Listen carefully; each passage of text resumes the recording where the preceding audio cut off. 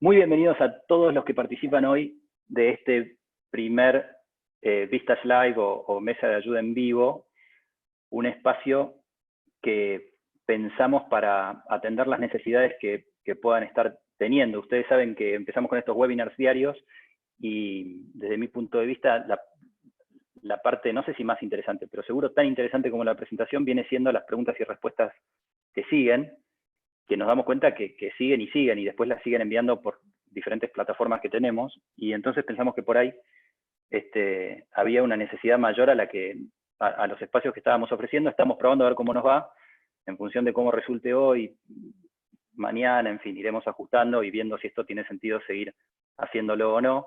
Tengo chairs que se conectaron, tengo miembros que se conectaron, aliento a que los chairs pregunten en función de las necesidades que vayan detectando de sus miembros también. Entonces, quiero hacer un chequeo de sonido.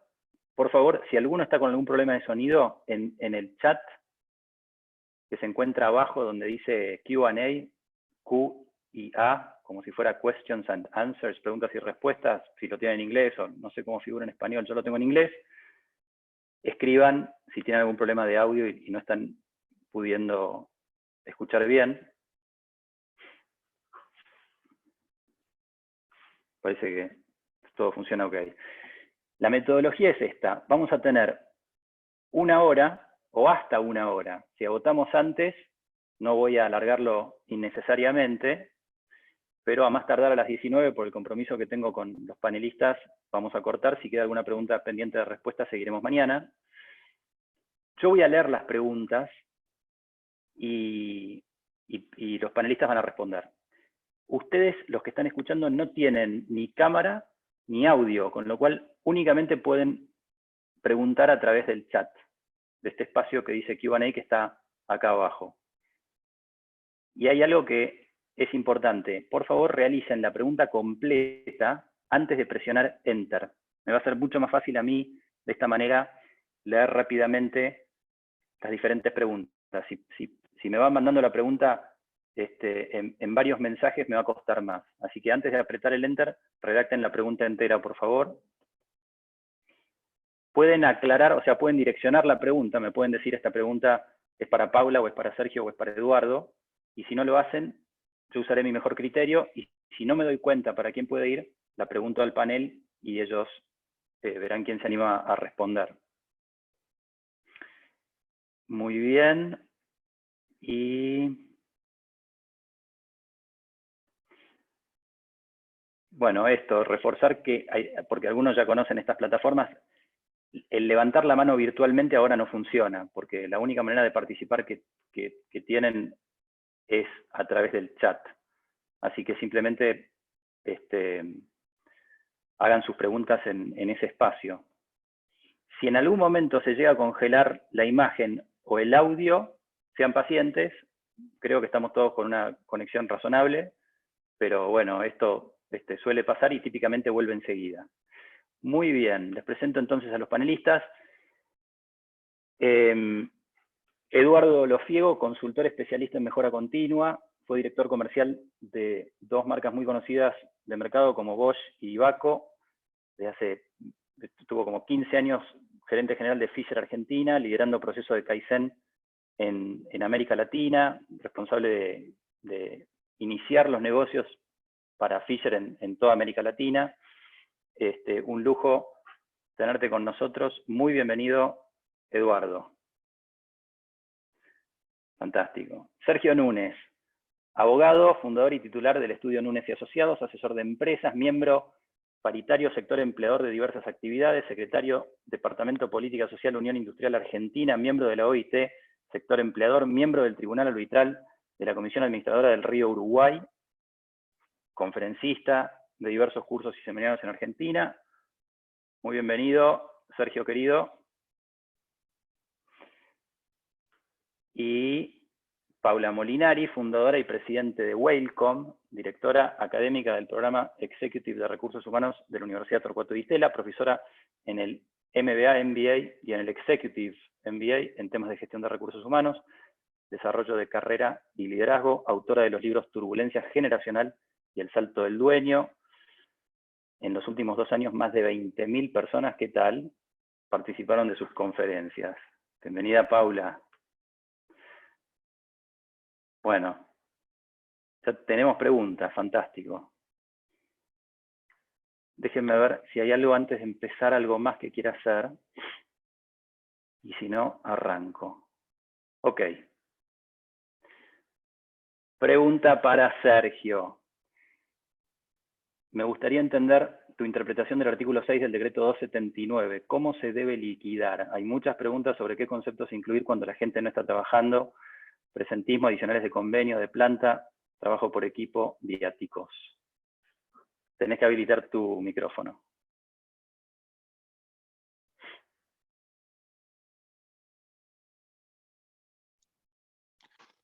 Buenas tardes. Bueno, existen diversas interpretaciones y que cambian día a día, porque hasta determinado momento nosotros teníamos, hasta el día de ayer, que hasta podíamos pagar no remunerativo y demás, y en el día de ayer y hoy cambiaron absolutamente toda la reglamentación. Yo presumo que vos estás hablando, voy a leer la pregunta de nuevo, estás hablando de los que no trabajan y... Déjame ver.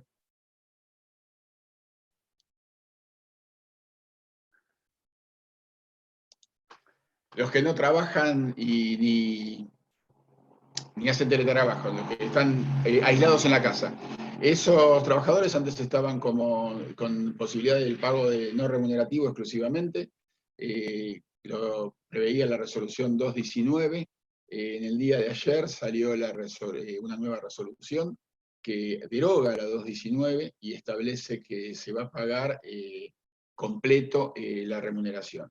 En realidad no lo establece, sino que lo deroga y da lugar a varias interpretaciones. En algún caso hasta podríamos interpretar que es solo el básico, y en otro caso, dependiendo la orientación, podría ser que no le corresponda nada, porque el decreto delega a la interpretación de la resolución del Ministerio, y esa resolución que lo regulaba, que era la 219 original, fue derogada. Con lo cual, te diría que hoy estamos en un tiempo de un poco de incertidumbre respecto a eso. Tiene que salir otra aclaración. Gracias, Sergio. Les recuerdo a los otros panelistas que si ustedes quieren aportar, levantan la mano y me dicen. Si no, yo sigo con las otras preguntas. Tengo una pregunta que dice, dale, Eduardo de Semudecete.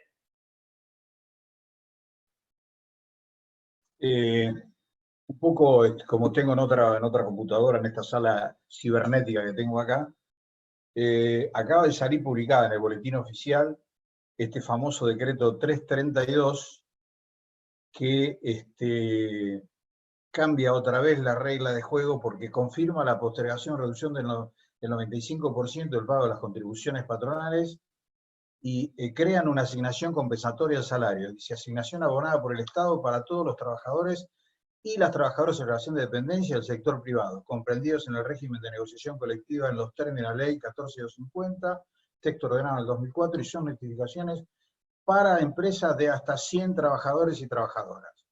O sea que esto, aparentemente el Estado con esto, Sergio, ¿cómo me podrá decir si es así? Se hace cargo de toda la masa salarial de las empresas hasta 100 trabajadores, cuál es un cambio. No sé qué opinás vos, Sergio, pero bueno, yo lo estaba esperando y me acaban de informar que salió, ¿no? Desconectate. No, conectate directamente. Conectate. No, la norma esa obviamente acaba de salir, no la conozco, pero ojalá sea así, era una herramienta que hacía falta. Hoy por hoy las empresas no llegan con lo que ya tenemos de no remunerativo y de asistencia particular, así que bueno, ahora en cuanto la lea yo ya empiezo a dar alguna opinión. Muy bien, seguimos. Gracias. Ricardo dice, tengo un miembro con empresa de construcción que iba a suspender a sus operarios porque tiene cerradas las empresas en las cuales estaba trabajando y su facturación pasa a ser 0.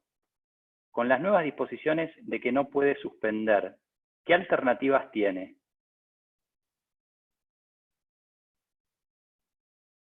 Dale. El gremio de la construcción es un gremio específico que tiene una realidad distinta a cómo se manejan todas las relaciones laborales. Tiene su fondo de desempleo, los trabajadores entran y salen, hay una serie de esquemas y de funcionalidades. Ustedes vieron lo que fueron los despidos de Techín, que fueron despidos, pero no son más que lo que pasa habitualmente en la construcción, que van y cobran su subsidio por desempleo. En este caso se puede hacer la desvinculación, no es un despido, es un subsidio, entran en el IERIC y perciben su indemnización. Obviamente que salen resoluciones día a día. Es probable que, como de la misma manera que Eduardo ahora encontró el 332, salga algo respecto a las desvinculaciones de la construcción, que todavía no se habían expresado. Pero en principio sería viable porque no es un despido, es una suspensión del contrato, un cese del contrato, pero en ningún lado la ley 22.250, que es la que regula la construcción, habla de que este instrumento es un despido. Gracias, Sergio. Tengo a Aníbal preguntándole a Paula. Hay gerentes de planta que no están concurriendo a la empresa por razones de su salud. ¿Qué sugerencia tenés para estos casos? Bueno, esto nos pasa, muchas veces tenemos gerentes que están en el grupo de riesgo, y bueno, ahí imaginemos que estamos en una situación muy parecida a cuando un gerente no se siente bien o está enfermo. Ahí tiene varias opciones: trabajar por WhatsApp, trabajar en remoto, delegar a alguien y supervisar y de alguna manera mentorear a alguien en que ha delegado. Lo que hay que hacer en esta situación es habilitar formas para que la gente pueda contribuir. En realidad, cuando nosotros tenemos un gerente y el gerente no puede ir, no es que ese gerente se siente bien, se siente muy mal, con lo cual tenemos que ver cómo habilitamos formas para que la persona pueda contribuir. Y las formas son las que usábamos antes en una situación de enfermedad también, es lo mismo.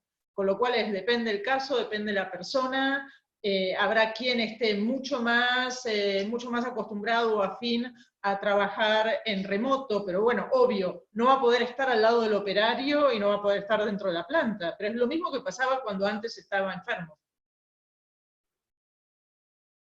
Ok, muchas gracias. Marcelo pregunta, ¿cómo se hace para sacar el certificado para circular?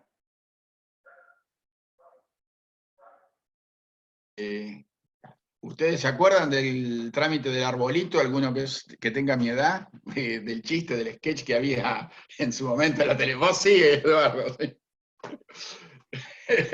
Bueno, no, ahí me dice Paula que ella no se acuerda. Bueno, le creo. Comenzó muy simple, por la urgencia que tuvo el decreto allá por el 20 de marzo, con que una simple carta de la empresa declarando que era un trabajador esencial para trabajos esenciales permitía circular. Con posterioridad, después la provincia sacó un certificado que decían que era requisito para ponerlo, y así se comenzó a circular con el certificado de la empresa más el certificado de provincia. Posteriormente, la Ciudad de Buenos Aires, en su portal web, organizó una plataforma de permiso de asistencia que lo habría habilitado para casos de fuerza mayor y para cuidado de persona mayor. Y posteriormente, el gobierno nacional estableció un único certificado que tenía que empezar a regir hoy, lo estableció el fin de semana, y la página de trámites a distancia que tiene organizado el gobierno colapsó, no hubo manera de hacerlo, y se pospuso todo hasta el 6. Al día de hoy estarían circulando con los certificados habituales de la empresa, más el certificado de capital, deberían estar pudiendo circular hasta el 6 de abril. Aconsejo a todos que empiecen a trabajar sobre la web, la página de trámites a distancia, TAD, que se dice, pero está como trámites a distancia, porque es una página muy congestionada, que cuesta mucho obtener los certificados, y aquellos que necesiten trabajadores que cuenten con esa herramienta, porque a partir del 6 sí va a ser obligatoria, la van a necesitar. Gracias, Sergio. Tengo otra para vos. ¿Es condición obligatoria no ser empresa de servicios esenciales para ser incluida en el programa de asistencia al trabajo y producción? Así como está el decreto 322, que es el que se publicó hoy, sin haber consultado el 332 que dijo Eduardo, sí es obligatorio, los beneficios son para los no esenciales. Dale, Eduardo.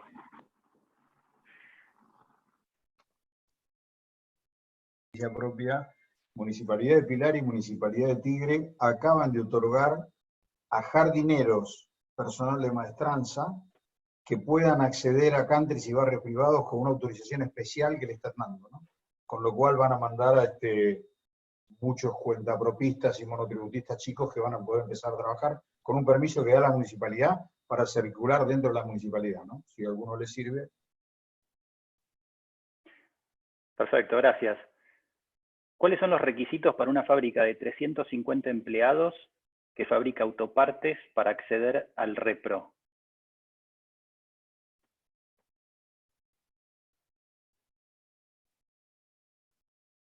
Sergio, desenmudecete, a ver. Ahí estoy. Sacaron resoluciones, particularmente pensando en las pequeñas y medianas empresas. Hasta 60 y 100 trabajadores. Esto es lo que estuvimos viviendo en estos días. Yo entiendo que una empresa de 300 y pico de trabajadores van a requerir el mismo trámite que tenía anteriormente, y probablemente le exijan en algún momento, en paralelo, algún procedimiento preventivo de crisis. Están otorgando los beneficios con determinadas limitaciones. El gobierno establece el monto y el cuánto. Yo creo que deberían hacer el trámite con la legislación anterior y pedir ese procedimiento preventivo de crisis.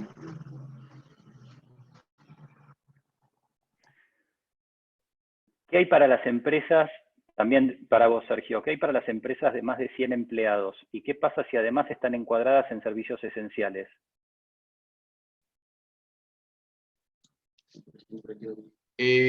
Tenemos una herramienta que la comento para todos, a lo mejor esto elimina algunas preguntas, que quedó supérstite, por decirlo de alguna manera. Cuando yo di el webinar la semana pasada, hablé del despido por fuerza mayor, hablé de la suspensión por fuerza mayor, y hablé de algo que era el artículo, bueno, estos dos instrumentos, estos dos elementos con el decreto de anoche, fue prohibido el despido por causa de fuerza mayor, y fue prohibido el despido y fue prohibido las suspensiones por caso de fuerza mayor. Suspendiendo además los despidos sin causa por el término de 60 días. Con la herramienta que nos queda, que es una herramienta muy interesante, es el artículo 223 bis de la Ley de Contrato de Trabajo. Esta ley permite hacer suspensiones de trabajadores con el pago de una suma no remunerativa. Ese pago, voy a poner un ejemplo, si un trabajador cobra 100 pesos y por cargas sociales cuesta 140, el neto que percibe el trabajador termina siendo 83 o algo parecido. Se podría hacer un procedimiento, una presentación por el artículo 223 bis, y esa presentación podría ser una propuesta del personal de cobrar el 70% de bolsillo. Ese 70%, que serían 70 pesos, no tiene cargas sociales. El trabajador no pierde tanto, porque digamos que de 83, 84 baja a 70. Entre el viaje, el refrigerio que se tome cuando va a trabajar y todo, prácticamente le queda en el bolsillo la misma plata, pero la empresa empieza a pagar 70 total de masa salarial versus 140 que venía pagando. Esta es una herramienta que habría que empezar a estudiar y a profundizar a tenor de todas estas resoluciones de emergencia que van saliendo, ¿no? Es día a día. Hasta ayer podía haber sido una suspensión por causa de fuerza mayor, hoy no. También podría haber sido un despido por causa de fuerza mayor, hoy no. Así que estamos en... Y por otra parte hubo muchas versiones que hasta se decía que se iba a considerar el despido un ilícito penal, que después, por supuesto, reinó la coherencia y la cordura jurídica y se puso las cosas en su término con lo que se estuvo publicando últimamente. Gracias, Sergio. Una pregunta de Aníbal para Paula. Hay clientes de empresas de informática que solicitan la presencia de técnicos en sus sedes. ¿De qué forma podemos motivar a esos técnicos para que vayan? ¿Qué medidas debo tomar como empresa prestadora para cubrirme de riesgo de salud o legales? Bueno, la realidad es que hoy el tener tecnología y el proveer tecnología es prácticamente una actividad esencial. Quiere decir que nosotros, si tenemos equipos de técnicos que asisten a personas y habilitan a que tengan internet, y que puedan trabajar con tecnología, bueno, los tengo que de alguna manera fortalecer y generar compromiso a partir de lo importante que es esa función. O por ahí son técnicos que están dando soporte a una red, que es una red de asistencia, o están, o sea, en realidad de nuevo es trabajar con ellos sobre lo importante de su trabajo, y por otro lado, cuidarlos un montón y mostrar que uno los cuida mucho. ¿Y cómo los podés cuidar? Que tengan elementos de protección, que tengan mascarillas, por ejemplo, hacer que se trasladen a los lugares donde tienen que ir, si es posible, en auto, con lo cual ver cómo se habilitan autos, cómo se habilita transporte, que no vayan en transporte público, o que vayan en horarios que son horarios donde viaja mucha menos gente. Quiere decir, acá es de nuevo resaltar la importancia del trabajo, y que es una cosa que aparte ocurre normalmente. Yo, por ejemplo, estoy viendo casos en que los técnicos de cablevisión que no pueden entrar a las casas, porque no están habilitados a entrar a las casas, hacen maravillas desde afuera de las casas o de los edificios para hacer que la gente haga las cosas sola. Y entonces se quedan esperando y hablando por los porteros eléctricos, por los teléfonos, tratando de que la gente pueda resolver sus problemas. Quiere decir que yo creo que hay que proteger a la gente, y que la gente en estas situaciones de fuerza mayor y de crisis tiene ganas de ayudar y tiene ganas de colaborar, y nuestro rol es protegerlos. Gracias, Paula. Eduardo, de CEMUDCT. Como experiencia de una de las empresas que yo asesoro, que tiene 25 hombres en la calle reponiendo mercadería de las máquinas de vending, que es un socio de ustedes también, que tiene este problema, lo mismo, que no lo dejan entrar y demás, buscaron un acuerdo, con cada uno de los clientes, condiciones de higiene, condiciones de seguridad, y con eso empezaron a transitar por bancos, por empresas alimenticias, y cada persona se le equipó con lo que el cliente medianamente le demandaba y que la empresa en sí le agregaba, ¿no es cierto? Se hizo un protocolo mixto entre el que la propia compañía tiene, per se, y el que la compañía exige, y con eso se van cambiando el temporal de a poco, ¿no? Ok, gracias. Una pregunta de Mike. Tengo una empresa metalúrgica que fabrica partes para empresas de elementos esenciales. Siempre los entregaba él mismo. ¿Cómo puede hacer hoy? ¿Puede llevarlos como antes o lo debe buscar el que tiene la excepción? Eduardo. De una de las empresas que también provee, Metalmecánica también que provee para empresas que están en terceras posiciones, consiguió cartas de cada uno de ellos, y acaban de acordar esta mañana, a las 9 de la mañana, inclusive con el sindicato, para volver a trabajar, sus miembros vistas también, para volver a trabajar con personal reducido para asistir. O sea, hay que conseguir la carta del uno y del otro, ¿no? Para poder funcionar de a poco, ¿no? Es lo que han logrado hasta ahora, hasta hoy, en acuerdo. Sergio. Sergio. Yo.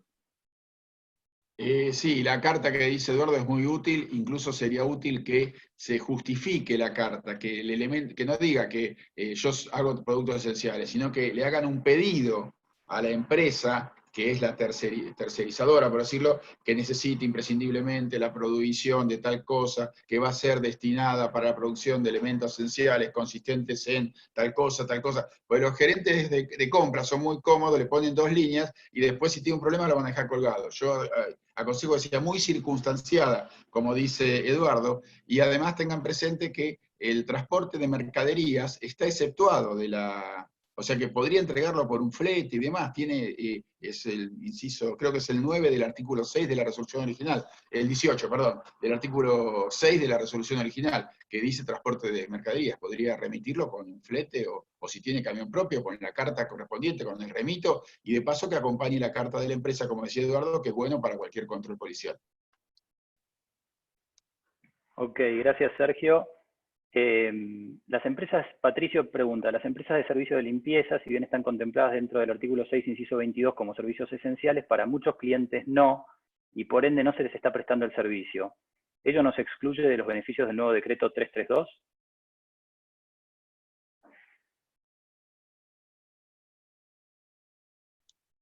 Teóricamente el decreto 332, que ahora lo rastreé y lo tengo ahí medio en una computadora y estoy leyendo de costadito, pero ahí estamos siguiendo el día a día, establece la exclusión de los empresas con trabajos esenciales. Pero en otro artículo vi por ahí que dice que también se podía justificar con una merma, con una drástica merma de la facturación a partir del 20 de marzo. Y requiere solo una de las condiciones. Habría que ver cómo termina reglamentado, pero en principio esa podría ser una puerta de ingreso a esta empresa de limpieza. Y no obstante eso, si el servicio él lo puede brindar, y yo supongo que no se lo están requiriendo y por eso no está facturando. Si es así, este sería el consejo. Sergio pregunta, ¿el permiso municipal otorgado por Tigre y Pilar, creo que Eduardo habló de esto, ¿no viola los DNU nacionales, por ejemplo? El permiso nacional, que está por un decreto nacional, fue prorrogado y es obligatorio recién el 6 de abril. Tendríamos que, para circular, si lo tienen, el de la jurisdicción, que lo aprovechen y que lo lleven, que lo porten en la camioneta, o en el automóvil del trabajador. Pero recién el 6 de abril va a ser requisito ineludible ir con el oficial, con el de trámites a distancia. Ok, gracias Sergio. Creo que otra pregunta para vos. Ana pregunta, las empresas que producen no esenciales y menos de 100 empleados, ¿qué significa específicamente que el gobierno se haga cargo de los salarios?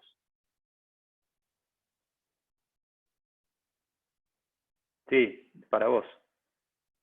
El decreto establece que el gobierno, como decía Eduardo, pero le pone un límite. El gobierno se va a hacer cargo de hasta un 100% de un salario mínimo vital y móvil para todas aquellas empresas que tienen menos de 25 trabajadores.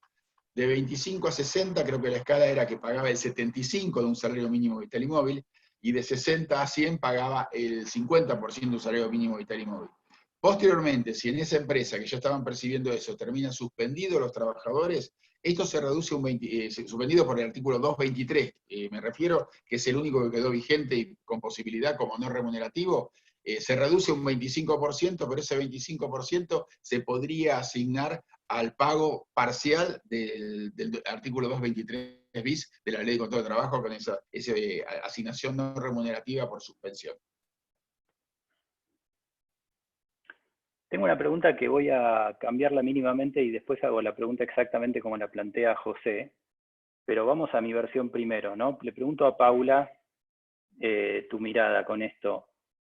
¿Qué pasa el día después? Porque todo indica que nosotros después de Semana Santa van a tener que dejar salir a la calle, porque si no hay un riesgo de crisis económica muy grande, y entonces va a haber algún grado de reactivación. Yo en mi empresa, ¿qué tengo que hacer? Que la gente esté a 2 metros cada una. ¿Qué pasa con la persona que tiene fiebre? Digamos, ¿qué estás recomendando vos, haciendo puertas adentro, recomendando a tus clientes en función del día después?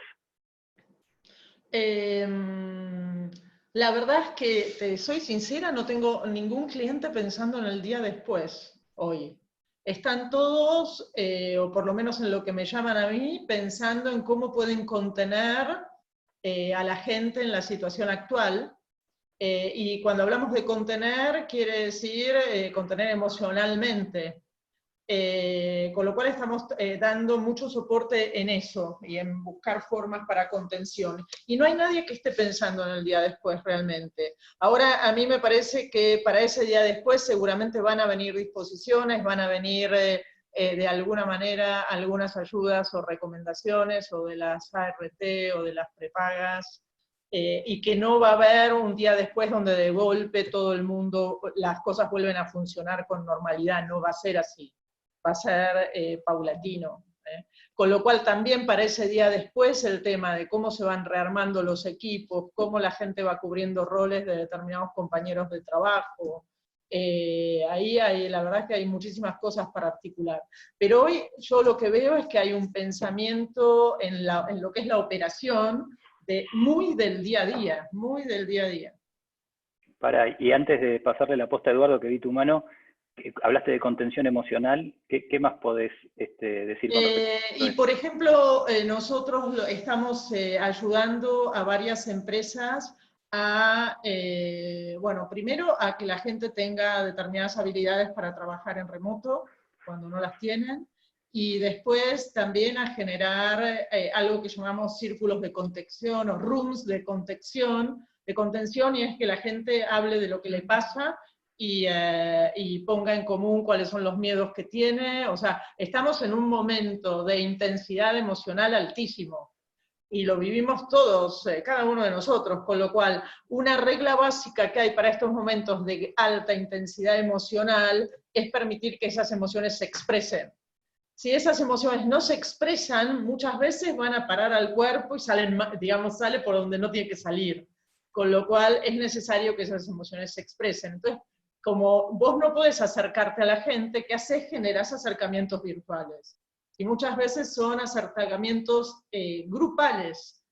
¿Por qué? Porque también otra cosa que hace bien en estas situaciones de crisis es estar juntos. Y hoy no podemos estar juntos físicamente, pero sí podemos estar juntos digitalmente. Con lo cual nosotros lo que hacemos es ayudamos a organizar esos rooms de contención o sesiones de contención que de alguna manera después se convierten en ritos. Por ejemplo, nosotros mismos en Welcome tenemos un vermut a las 7 de la tarde. ¿Y para qué está el vermut a las 7 de la tarde? Para que todo el que tenga ganas se junte, y entonces tiene que venir con un vasito, y ¿qué pasa? Ahí vos te encontrás con el de Lima y le preguntás así cómo le estás pasando en Lima, y después te encontrás con otro que está, no sé, que te dice tengo los chicos acá arriba de la cabeza, no sé más qué hacer, y de alguna manera generás un espacio donde la gente habla de lo que le pasa. ¿Qué suele ocurrir después de eso? Cuando la gente se va y dice leave meeting, es que la gente se siente mejor. Gracias, perfecto. Eduardo, ¿habías levantado la mano? Sí, sí, bueno, lo que dijo última Paula, yo tengo una lucha todos los días que nos costó terriblemente educar a toda la gente que no está preparada a comunicarse en rooms digitales, ¿no es cierto? Y capacitar a cada uno, la esposa, el esposo, el hijo, el tío, sobre todo las empresas pyme, que hay muchas familias, y que, por ejemplo, a la comunicación digital se habían negado últimamente porque no se usaba, un gran esfuerzo y está dando unos resultados maravillosos, porque es cierto que la gente en su casa se empieza a traumar mal, mucho más mal de lo que uno imagina, ¿no es cierto? Tengo de una empresa, la dueña estaba sola, que era un departamento sola, y me dijo, no aguanto más, y empezamos a hacer esto en forma privada, con amigos y demás, de todos los días, a una determinada hora nos encontramos, para justamente hacer un poco de catarsis, y yo insisto que una de las bases es la comunicación que primer y segundo nivel tiene, y los segundos para abajo, insisto muchísimo, capacitamos y todo, cuando la gente entre y se puede comunicar, las tensiones desaparecen, para los dueños inclusive se sienten mejor porque está desconectado, y qué estará haciendo fulano, esto realmente es muy importante. Pero lo que yo quería agregar es que antes del 19, cada empresa a la que yo trabajo ya teníamos un protocolo de seguridad determinado. Por ejemplo, había empresas, la más dura, había hecho una sala, digo esto para el día después, ¿no? Había hecho una sala donde cada persona de la fábrica entraba, se le hacía como un spray con alcohol etílico, se sacaba los zapatos, había puesto una alfombra con lavandina, después pasaba al salón donde se ponía la ropa de trabajo, se lavaba las manos y ahí se declaraba apto para empezar a trabajar dentro del ámbito laboral, ¿cierto? Y el personal de limpieza tenía todo un circuito para con alcohol etílico ir limpiando manijas, botones de baño y demás. O sea, teníamos un protocolo que después lo dejamos porque está todo ahora el mundo parado, pero las que están trabajando lo han ido intensificando más, pero creo que vamos a eso, a que cada uno haga un protocolo en función de las normas que llegado el momento salgan, ¿no? Sergio. Puede ser una guía, sobre todo para compartir, como decía Paula, compartir con la familia y demás. Salió una disposición, la 29 del 2020, de la Superintendencia de Riesgo del Trabajo, que obliga a la CRT a entregar, tanto carteles como por medios digitales, todos los requisitos y pautas de conducta y demás. Eso podría ser un disparador inicial que podría irse preparando para el día después, para que ya estén acostumbrados a lo que es durante la vigencia de la pandemia y después que sigan para el día después de la pandemia. Ok, gracias. Tengo una pregunta de José, entonces, que era la que me llevó en esta pequeña desviación. Un miembro de una empresa de sustancias alimenticias que está trabajando y tomó medidas especiales para evitar contagios. ¿Qué pasa si un trabajador se constata que tiene el coronavirus? ¿Tiene que cerrar la fábrica?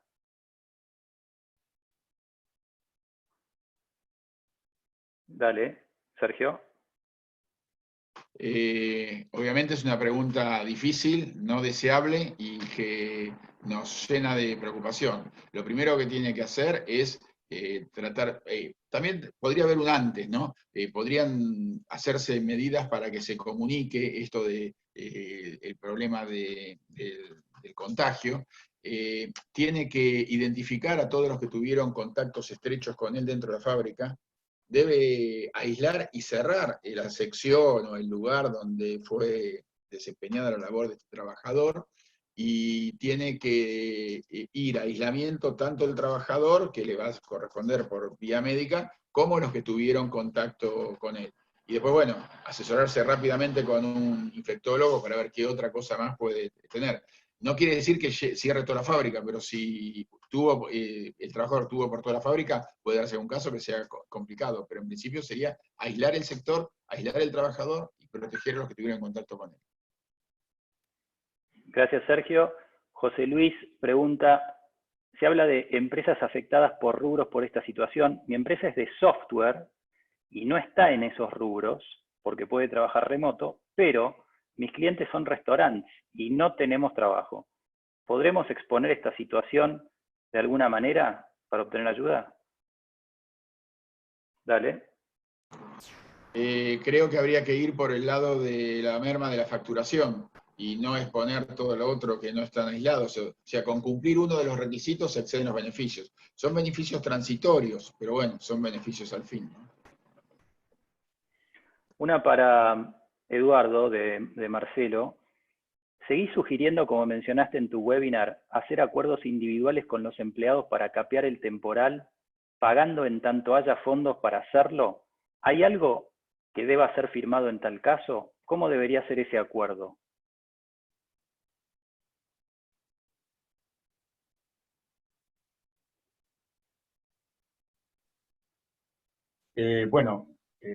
Hoy que está Sergio, es una respuesta que puede dar mejor Sergio que yo, pero yo le compartí a Marcelo lo que se hizo en el 2002, que en la medida, cuando lo dirigía Fisher, que en la medida que entraba dinero en la caja, repartíamos entre todos los trabajadores lo poco que entraba durante meses y meses, porque no había, hasta que después vinieron los patacones, el COP y todo ese tipo de cosas. Y lo que repartíamos era, si lo que había en la caja, si había, no sé, 10.000 pesos y teníamos 100 trabajadores, le dábamos una parte proporcional a cada uno, que en aquella época se daba como parte a cuenta de sueldo, ¿no es cierto? Y fue una situación de emergencia que duró muchos meses y bueno, que era una forma de sostener a todos los empleados con lo poco que teníamos. Pero la parte legal, creo, te paso, Sergio, para que vos lo digas cómo se maneja esto, porque la reglamentación de aquella época, yo sigo insistiendo que cuando llegas a una situación extremadamente crítica, la opción es decir, bueno, ¿cuánto hay? Y repartimos. Esto fue algo que permitió entre la empresa y sus colaboradores seguir adelante y no desaparecer, ¿no? Yo le puedo complementar, totalmente de acuerdo con lo que dice Eduardo, le puedo complementar simplemente, bueno, a lo mejor hacer matrices de necesidades, o sea, poner una suma fija para todo el mundo, como dice él, instrumentar pagos parciales, haciendo algún tipo de acuerdo, pero ya si la empresa está en ese límite, que está con la caja tan estrecha, tendría que rápidamente accionar el procedimiento del artículo 223 bis, para tratar de pagar el 60, el 70, el 50% de la masa salarial y tratar de llegar más fácil. Pero siempre instrumentarlo de alguna manera legal, porque si no queda la plata en la calle. Y porcentualmente habría que privilegiar a los salarios más bajos. Si esto se privilegia pagando nominalmente a todos los mismos o como fuera, sería lo ideal. Y en el 223 bis, al pedirlo como no remunerativo, va todo al bolsillo, no hay cargas, no hay ni retenciones al trabajador ni cargas por la empresa, con lo cual cada peso rinde el doble. Ok, Gracias, Sergio. Tengo otra para vos. La relación con el sindicato del rubro de la empresa. ¿Es conveniente ser proactivo e iniciar un diálogo sobre eventuales situaciones de crisis mayores? Sí, yo dirijo 4 paritarias por el sector empleador y yo ya he empezado conversaciones, no todos los sindicatos van a ser iguales, pero hay un cierto grado de entendimiento. O sea, cuando yo empiezo a hablar con ellos, lo primero que digo es, esto no es empresa contra sindicato o cámara empresaria contra el sindicato. Acá estamos todos en el mismo barco. Tenemos que hablar todos juntos, despacito y transitando como podemos. Esto es necesario por tal cosa, por tal cosa, por tal cosa. Está siendo recibido coherentemente bien, en otro momento me hubieran cortado el teléfono, pero por el momento no he llegado a ningún acuerdo, pero sí es bueno, me parece, ir hablando ya con los sindicatos, las comisiones internas, las empresas que lo tengan, o eventualmente con los delegados, cuando es algún individual, pero ir abriendo el tema. Esto no es que la empresa, porque es mala o que es especuladora, no le paga. Es la realidad, nos cerraron y no hay manera de trabajar. Este sería el argumento, ¿no? El DNU 332 menciona también a las empresas de más de 100 empleados. ¿Pueden hablar de los beneficios que les tocaría a las mismas?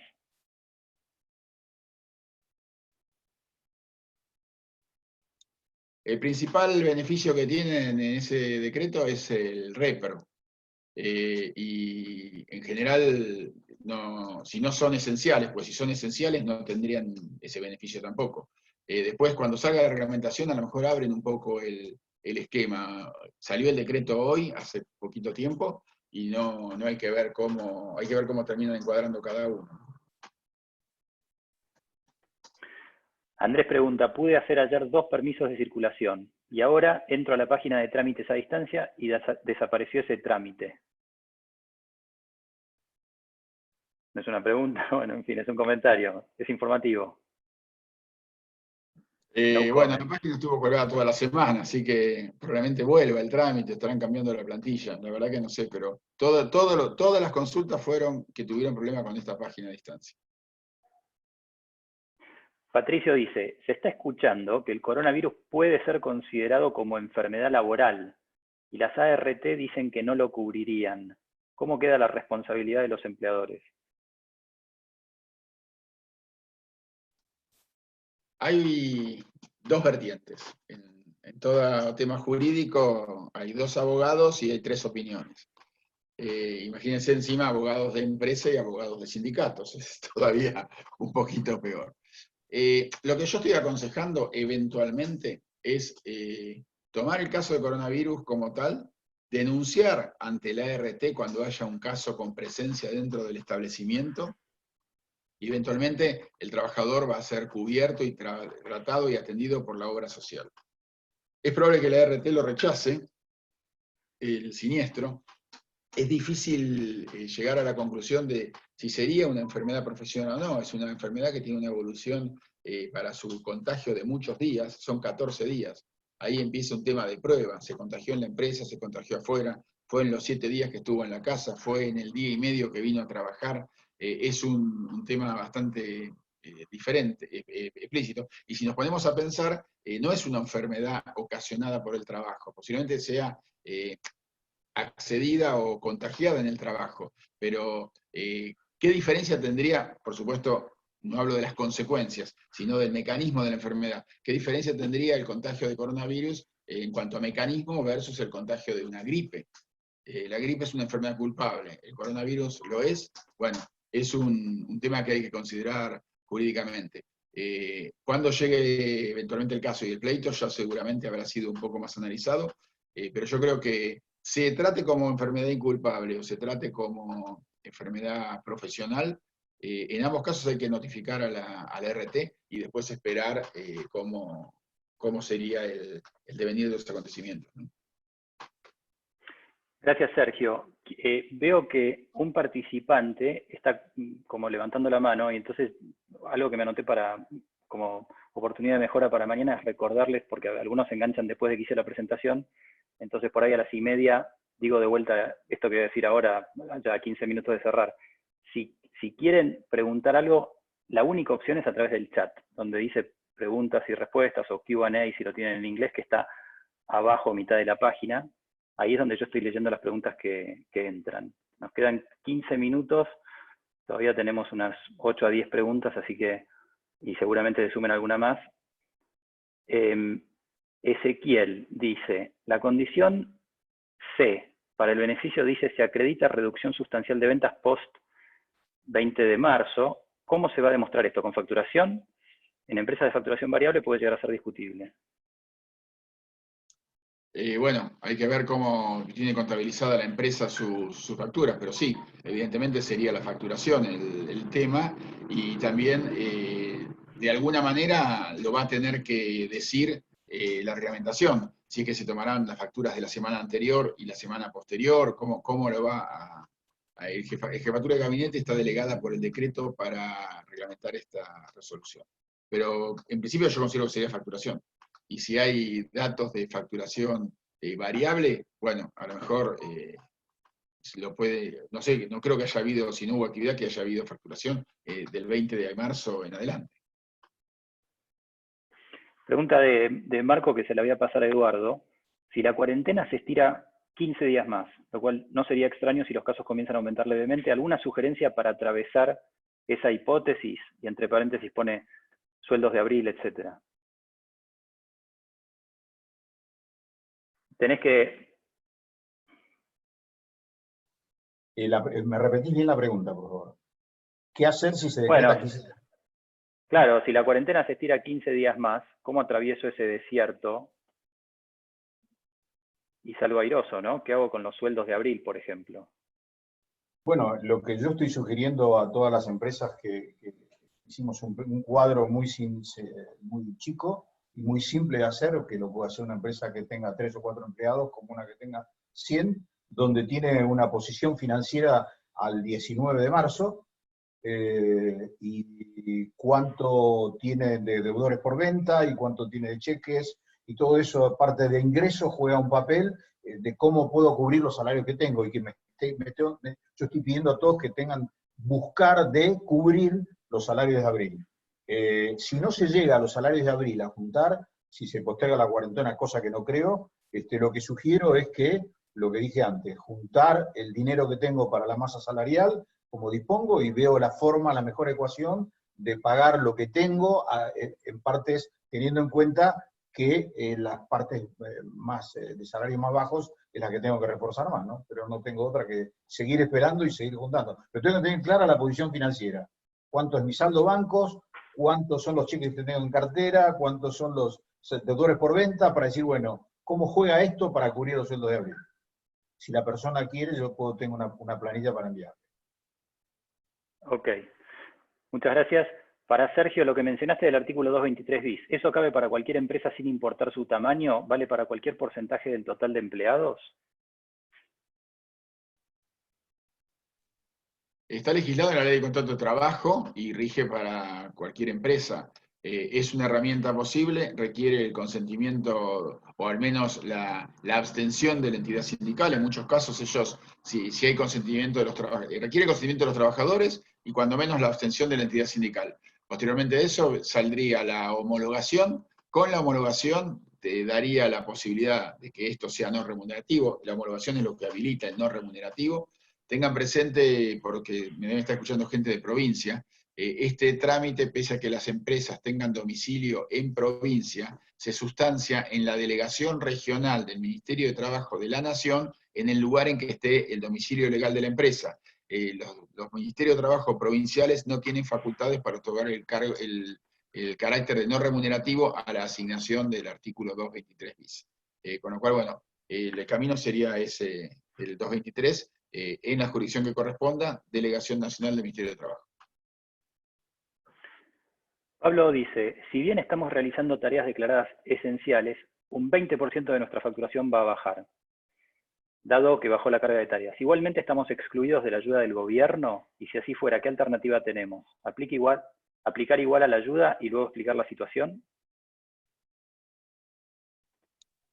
Yo me parece que con un 20% de merma solamente, la reglamentación no le va a permitir entrar en los beneficios, y máxime teniendo en cuenta que es una una empresa que produjo esenciales y que siguió trabajando y facturando durante el periodo de la pandemia. Pero cuando se haga reglamentación veremos, no creo que hablan tanto, con tan poco porcentaje de achique, permitan los beneficios. Lo dejo a Eduardo, que levantó la mano.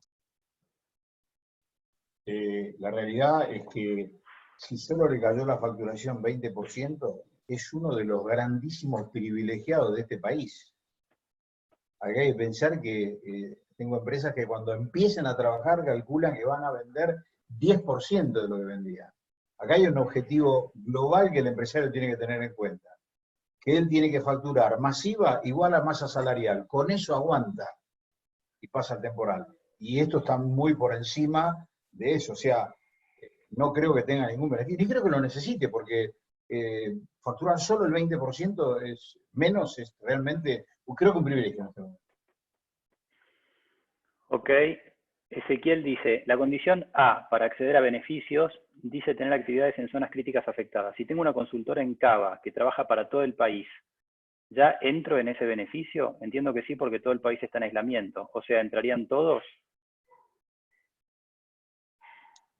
Vamos a depender de la reglamentación. Esto no fue, está el enunciado, está el título de quién puede acceder al beneficio. No está la letra chica. Probablemente hagan algo para economías regionales, probablemente hagan para aquellas que tienen mayor cantidad de contagiados. No está dicho todavía eso. Marcela pregunta, ¿cómo sugieren manejar la falta de pago por parte de empresas que no cerraron y aprovechan esta situación en este sentido? Dale, Eduardo. Depende mucho de quién es la fuente, o sea, quiénes son sus clientes, ¿no es cierto? Pero seguramente vuelven, en este caso tiene una regla de juego, que dado que la empresa está trabajando, la que le solicita los suministros, viene la regla de juego de el que necesita de mí me tiene que pagar para poder hacerlo. O sea, el reingreso después de la cuarentena va a ser así. Hay un comercio minorista 100% que no va a tener un solo peso, pero va a necesitar un producto que vendió a la mañana que se lo entregue en la tarde. Entonces, si hay una empresa que está demandando y no paga, porque se aprovecha de las circunstancias, bueno, ahí viene el juego normal que existe en todas las empresas, ¿no? De empezar a regular una cosa con la otra. La no entrega si no me paga, ¿no? Esto es lo que existía antes cuando teníamos este problema de los no pagadores. Ana le pregunta a Sergio, ¿cuál es el criterio de esenciales? ¿Los que producen alimentos no debieran ser esenciales todos? Sin embargo, entiendo que frigoríficos no lo son. ¿Hay forma de reclamar para acceder a los beneficios, no?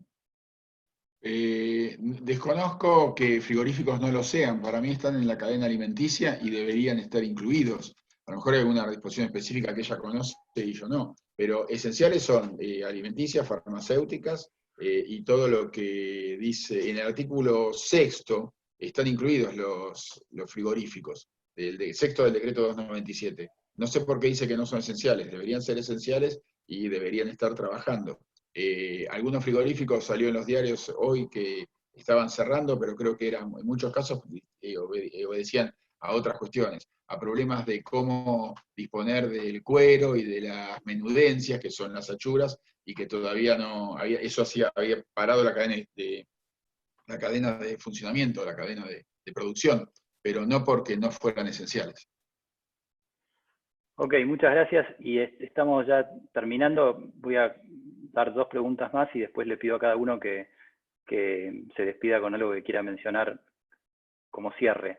De José, la pregunta es, ¿qué podrían comentar respecto de los créditos bancarios al 24% para pagar salarios? Hasta ayer los bancos eran reticentes a dar información. Hoy el Estado sale de garante. Los bancos tienen cupos. Bueno, ¿tienen algo de información con respecto a esto? Dale, Eduardo.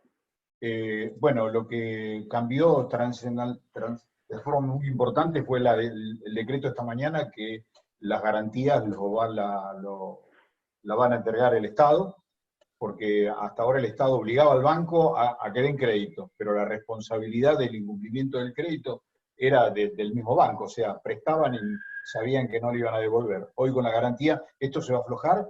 Creo que hubo una maniobra de mucha presión que los bancos están haciendo en esta guerra entre coronavirus y economía, porque en este fin de semana, en el martes pasado, muchos bancos se restringieron los cupos de crédito.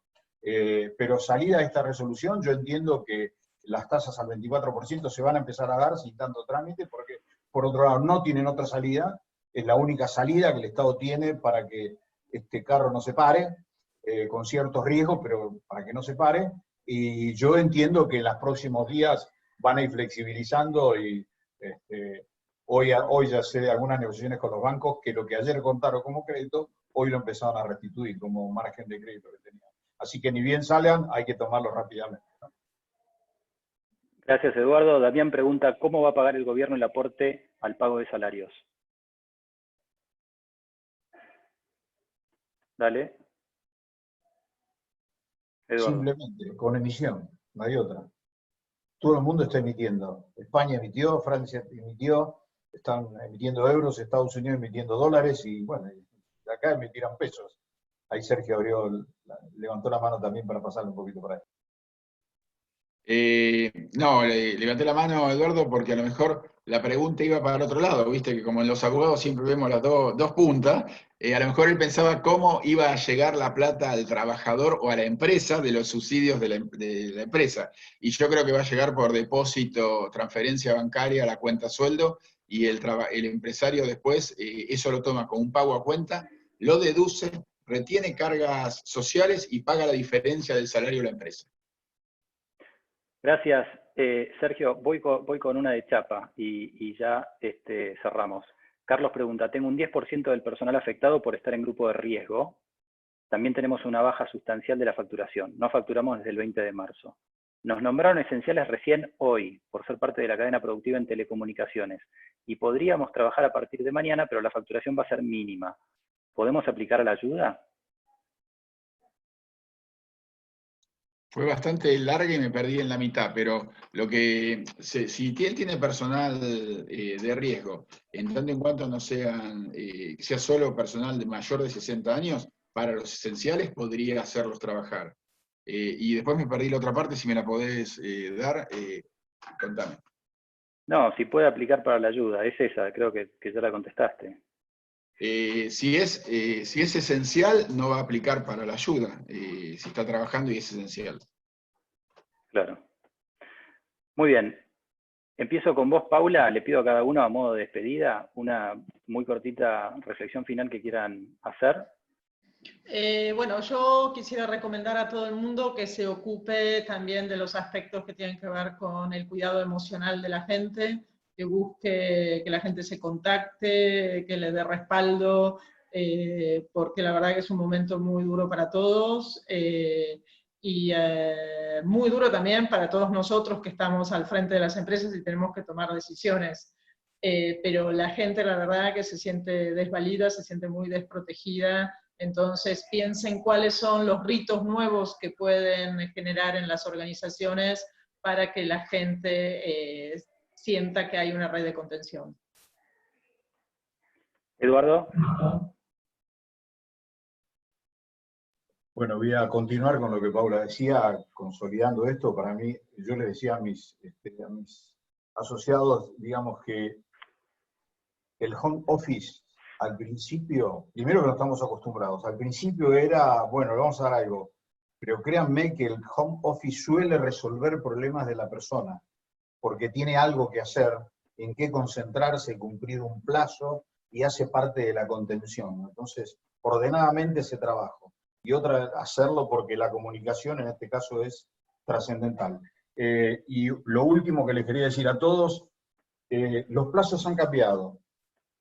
El corto, el mediano y el largo plazo son 3 días, mediano plazo son 2, y el corto plazo es hoy, mañana, 1 hora. Yo les aconsejo que en los comités de crisis no piensen mucho a largo plazo, ministren bien las de cortísimo plazo. Es muy útil si ustedes pueden tener reuniones, las que están dando más resultados, que empezamos el lunes, son reuniones muy cortas, contarnos por un medio de comunicación de 9 a 9:30, 10, que nos incorporamos nosotros como consultores, ya como empleados, porque hacemos la contención también de los dueños de la compañía, que a veces son muy solos, y eso permite avanzar un día más. Ya un día ganado acá es muchísimo terreno, y hay que ir paso a paso, ¿no es cierto? No preocuparse de cómo vamos a volver, y hay que administrar el corto plazo y el mediano, que es hoy y un poquito mañana. Sergio. Bueno, mi recomendación o el cierre va del lado de que hay que estar muy al día. Ayer era una historia, hoy es otra, nos cambió el paradigma, nos cambió la realidad con las nuevas resoluciones que están. Creo que también deben acercarse a las cámaras empresarias o algún ente para poder llegar a evaluar o a incidir en una eventual negociación paritaria respecto a beneficios, como mencioné, del 223 bis y demás.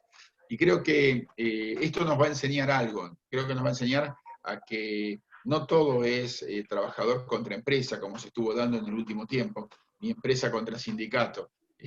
Por primera vez tal vez estemos todos del mismo bando de los elementos o del mismo bando de las necesidades, y tal vez debamos desarrollar eso con las herramientas que comentó Paula y con el esquema que comentó Eduardo. Creo que hay que caminar juntos y agarrados de la mano y hacérselo entender a la gente, porque la gente todavía eso no lo entiende. Nos ve arriba, ellos se ven abajo y hay que transmitirlo, tal vez con comunicaciones o como sea, pero transmitirlo para lograr la respuesta. Muchas gracias, Paula. Muchas gracias, Eduardo. Muchas gracias, Sergio. Gracias a todos los que se conectaron. Los espero mañana, misma hora, mismo canal. Que estén bien y que descansen. Muchas gracias.